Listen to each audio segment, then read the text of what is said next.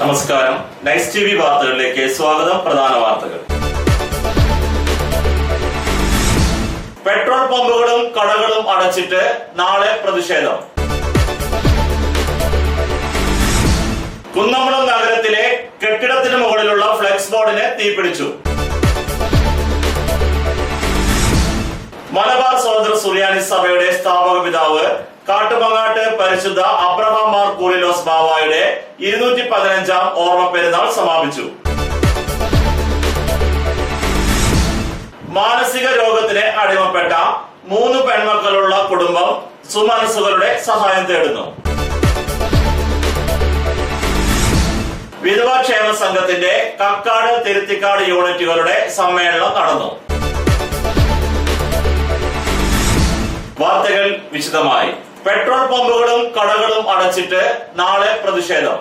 ദിവസം തോറും ഇന്ധനവില മാറ്റാനുള്ള പെട്രോളിയം കമ്പനികളുടെ തീരുമാനത്തിനെതിരെയാണ് പമ്പ് ഉടമകൾ പ്രതിഷേധിക്കുന്നത്.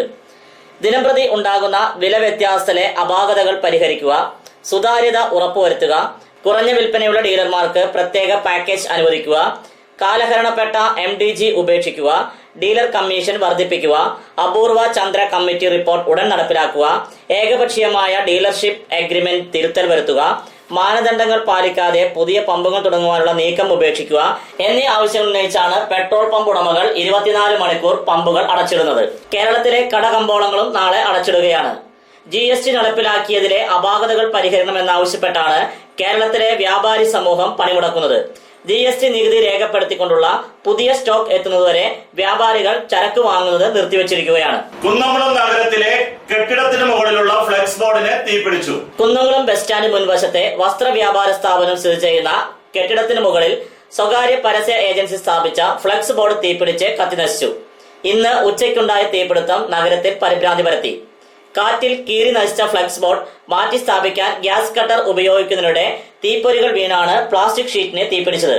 വലിയ ഇരുമ്പു ഷീറ്റുകളിൽ ഉറപ്പിച്ച ഫ്ലെക്സ് ബോർഡിന്റെ ചില ഭാഗങ്ങൾ ഗ്യാസ് കട്ടർ ഉപയോഗിച്ച് മുറിച്ചു മാറ്റുന്നതിനിടെയാണ് അപകടമുണ്ടായത്. പ്ലാസ്റ്റിക് ഫ്ലെക്സ് വളരെ പെട്ടെന്ന് തീപിടിച്ചതോടെ നഗരം പുകയിൽ മുങ്ങി. വസ്ത്രക്കടയുടെ AC-യിലേക്ക് തീ പടരുന്നതിന് മുമ്പ് തന്നെ ഓടിക്കൂടിയവർ തീയണച്ചു. ഫയർഫോഴ്സും സ്ഥലത്തെത്തി. അശ്രദ്ധമായി ഗ്യാസ് കട്ടർ ഉപയോഗിച്ച ഇതര സംസ്ഥാന തൊഴിലാളികളെയും 2 സിലിണ്ടറുകളും പോലീസ് കസ്റ്റഡിയിലെടുത്തു. മലബാർ സഹോദര സുറിയാനി സഭയുടെ സ്ഥാപക പിതാവ് കാട്ടുമങ്ങാട്ട് പരിശുദ്ധ അബ്രഹാം മാർ കൂറിലോസ് ബാവായുടെ 215-ാം ഓർമ്മ പെരുന്നാൾ സമാപിച്ചു. മലബാർ സഹോദര സുറിയാനി സഭയുടെ സ്ഥാപക പിതാവ് പരിശുദ്ധ കാട്ടുമങ്ങാട്ട് അബ്രഹാം മാർ കൂറിലോസ് ബാവായുടെ 215-ാം ഓർമ്മ പെരുന്നാൾ സമാപിച്ചു. ഇന്ന് രാവിലെ 9 മണിക്ക് നടന്ന വിശുദ്ധ അഞ്ചിന്മേൽ കുർബാനയ്ക്ക് സഭാ പരമാധ്യക്ഷൻ അഭിവന്ദ്യ സിറിൽ മാർ ബസേലിയോസ് തിരുമേനി മുഖ്യ കാർമ്മികനായി. തുടർന്ന് പ്രദക്ഷിണവും പൊതുസദ്യയും ഉണ്ടായി. ആയിരക്കണക്കിന് വിശ്വാസികൾ പെരുന്നാളിലും മറ്റു കാര്യങ്ങളിലും പള്ളിയിൽ എത്തിയിരുന്നു.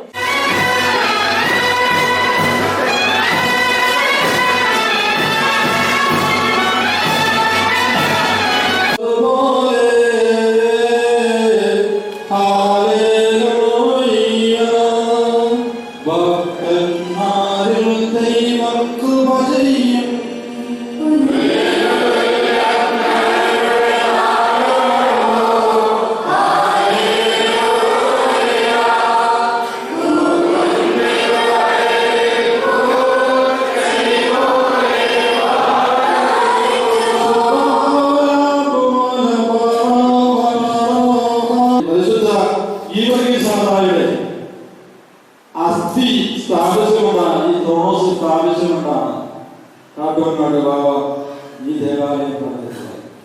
ഇവിടെ യോഗി സഭയുടെ മധ്യസ്ഥയിലാണ്. ഇവിടെ വിശുദ്ധ യോഗി സഭയുടെ പരിപാടികളായി കോഴി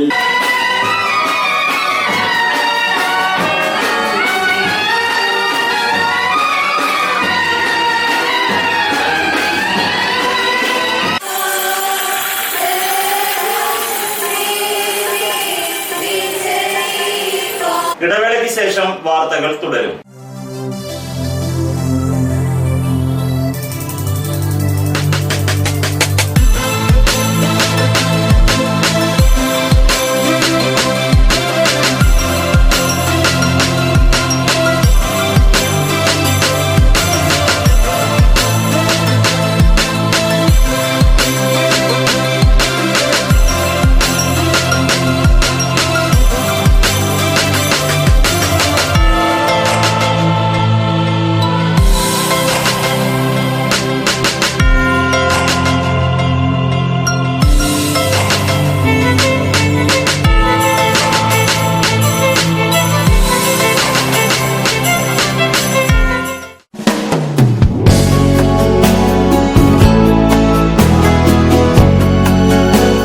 മൂലേപ്പ ടെക്സ്റ്റൈൽസ് വൺവേ ജംഗ്ഷൻ പഴഞ്ഞി.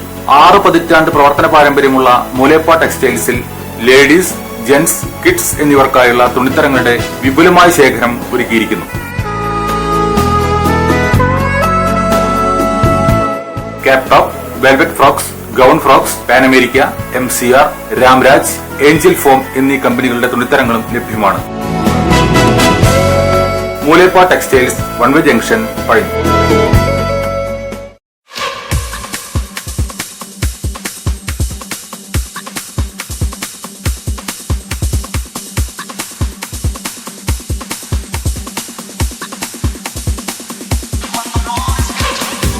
എല്ലാവിധ ഫർണിച്ചറുകളുടെയും ഗൃഹോപകരണങ്ങളുടെയും വിപുലമായ ശേഖരത്തോടുകൂടി ചീരൻസ് ഫർണിച്ചർ ആൻഡ് ഹോം അപ്ലയൻസസ് എന്ന സ്ഥാപനം പഴഞ്ഞി അടയ്ക്ക മാർക്കറ്റിന് സമീപം പ്രവർത്തനം ആരംഭിച്ചിരിക്കുന്നു. വെറും 20 ആഴ്ച കൊണ്ട് നിങ്ങൾക്കിഷ്ടപ്പെട്ട ഫർണിച്ചർ സാധനങ്ങൾ സ്വന്തമാക്കുവാൻ ഒരു സുവർണാവസരം. Cheerans furniture and home appliances, main road, Pazhanji. Phone 94 95 33 13 22, 94 97 88 72 49.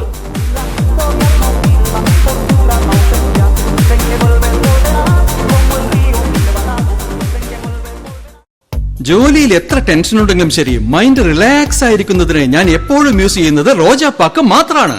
റോജാപ്പാക്കിന്റെ മണവും രുചിയും നമ്മൾ എവിടെയായിരുന്നാലും മാടി വിളിക്കുമെന്നേ. ചേട്ടാ, റോജാപ്പാക്ക് ശരിക്കും അടിപൊളി തന്നെ. എല്ലാവർക്കും ഇഷ്ടം റോജാപ്പാക്ക്. സൂപ്പറാണ് കേട്ടോ. Rojapakku manufacturing office, NVKM and Sons, Dindigul. Stone distributor, Roja Agencies, Kunnamkuളം. Phone 9446 145776, 9446 145778.